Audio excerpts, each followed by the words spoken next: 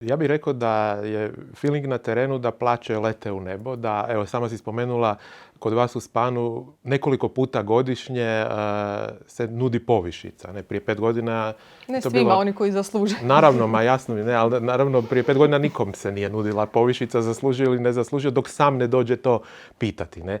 Feeling na terenu je da su plaće ogromne, malo je Tomislav Grubišić, CEO Bornfighta kojeg si spomenuo, šokirao ljude da u prosjeku one nisu baš tako velike u developmentu. Stvar je u tome da ove zaista velike plaće nudi možda po meni jedno 50-ak IT tvrtki koje su ono krema hrvatskog IT-a, koji su top level, čiji proizvodi već danas konkuriraju na globalnom tržištu i koji zaista kao poslodavci će vrlo brzo dosegnuti kompetitivnost u smislu poslodavca tvrtki, IT tvrtki izvana.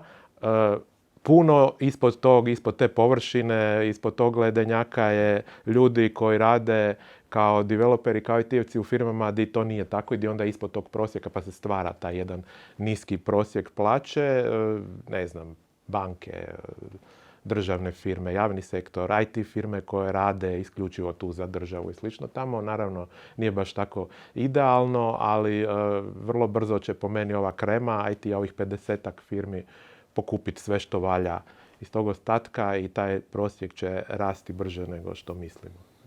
Prosjek plaće.